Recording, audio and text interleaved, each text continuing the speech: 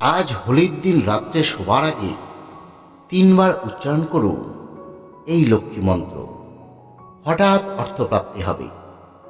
হরে কৃষ্ণ কৃষ্ণ কৃষ্ণ হরে হরে, হরে রাম রাম রাম হরে হরে।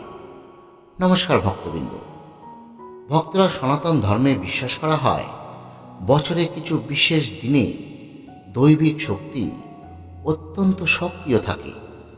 হোলির দিন সেই বিরলতম দিনগুলোর মধ্যে অন্যতম একটি দিন, যেদিন জীবনের সমস্ত বাধা কেটে যায়, জীবনে সমস্ত স্থবিরতা ভেঙে নতুন সম্ভাবনার দ্বার উন্মুক্ত হয়ে যায়। বিশেষ করে রাতের সময় যখন চারপাশ শান্ত হয়ে যায়, তখন মানুষের মন এবং ব্রহ্মাণ্ডের শক্তির সংযোগ আরও গভীর হয়।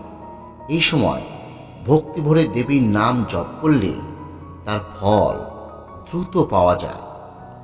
আজ আমরা আপনাদেরকে বলবো এমন একটি সহজ কিন্তু শক্তিশালী উপায়, যা বহু মানুষ যুগ যুগ ধরে করে এসে অর্থ সৌভাগ্যের দরজা নিজের জন্য খুলে নিয়েছে।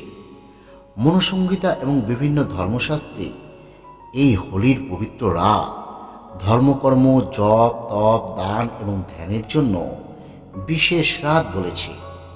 বলা হয়েছে, যে ব্যক্তি এই হোলির দিন ধর্মকর্ম, জপ বা দান ধ্যান করে, তার ফল অন্য দিনের তুলনায় সে অনেক বেশি পরিমাণে প্রাপ্ত করতে পারে। পদ্মপুরাণে বলা হয়েছে, এই দিন মা লক্ষ্মীর কোনো মন্ত্র জপ করলে বা পাঠ করলে মানুষ সমস্ত পাপ থেকে মুক্ত হয় এবং সেই মানুষের অর্থ সৌভাগ্যের দরজা চিরদিনের জন্য উন্মুক্ত হয়। তাই এই দিন বেশি বেশি করে হরিনাম এবং কৃষ্ণ নাম জপ করবেন। এই দিন মা লক্ষ্মীর কোনো মন্ত্র জপ করবেন। এই দিন গীতা পাঠ এবং শাস্ত্র অধ্যয়ন করবেন। স্কন্দপুরাণ মতে হোলির দিন গঙ্গা স্নান অশ্বমেধ যজ্ঞের সমান ফল প্রদান করে। তাই আজ আপনারা সম্ভব হলে গঙ্গা স্নান করবেন। যারা গঙ্গায় যেতে পারবেন না, তারা স্নানের সময় 3বার গঙ্গা গঙ্গা গঙ্গা উচ্চারণ করে তারপর স্নান করবেন। মাথায় রাখবে, এই কারণেই হোলিকে শুধু রঙের উৎসব বলা হয় না, এটি দান, ধ্যান, আত্মশুদ্ধি এবং অন্তর্মুখী সাধনা একটি পবিত্র সময় হিসেবে মান্যতা পায়। হোলির দিনে মন এবং আচরণ পবিত্র রাখা অত্যন্ত গুরুত্বপূর্ণ। এদিন কারো সঙ্গে ঝগড়া বা অশান্তিতে জড়াবেন না। শুদ্ধ মন এবং সম্মানের সঙ্গে রং খেলবেন। কাউকে কষ্ট দিয়ে নয়। কারো সঙ্গে কটু কথায় জড়াবেন না। কাউকে অপমান করবেন না। এদিন আপনার খারাপ ব্যবহার বা আপনার এদিনের কোনো বাজে আচরণ আপনার জীবনে দীর্ঘ প্রভাব ফেলবে।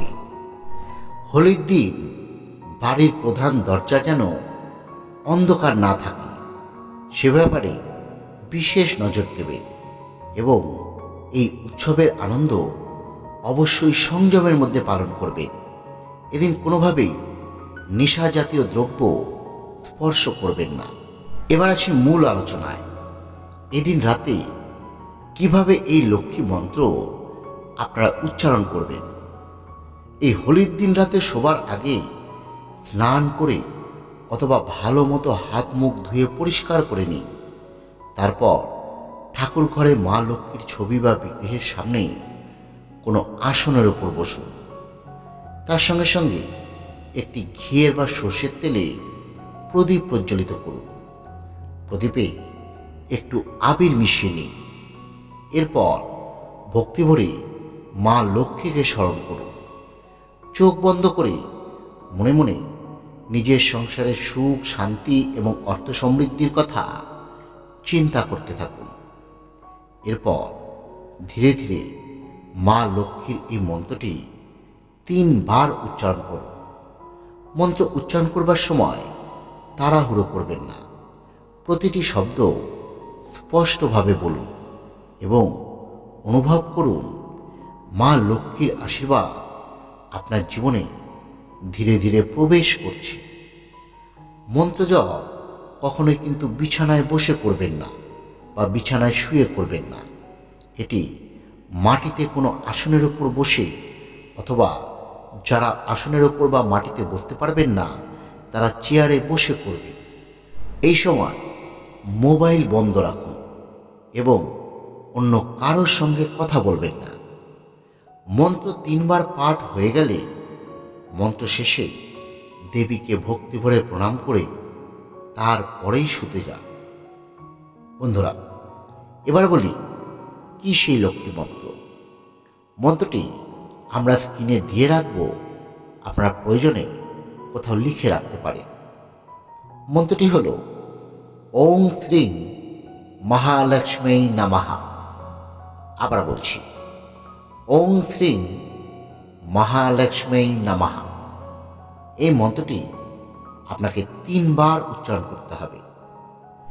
প্রিয় ভক্তবৃন্দরা, হোলির রাতে এই মন্ত্র 3 বার উচ্চারণ করার অর্থ আপনি আপনার জীবনে অর্থ সৌভাগ্যকে আহ্বান করছেন। এই মন্ত্রের শক্তি অপরিসীম। মনে রাখবে, মন্ত্র শুধু শব্দ নয়, মন্ত্র একটি শক্তি, এটি একটি আহ্বান, এটি আশীর্বাদের দরজা। হোলির রাতে ঘুমানোর আগে অবশ্যই এই লক্ষ্মী মন্ত্রটি 3 বার জপ করে দেখুন। দেখবে কিভাবে ধীরে ধীরে আপনার পরিস্থিতি বদলাতে শুরু করেছে। ভিডিওটি যদি সত্যি ভালো লেগে থাকে একবার লাইক করে দিন, অন্যদের মধ্যে শেয়ার করে দিন। ধন্যবাদ। সকলে ভালো থাকবেন।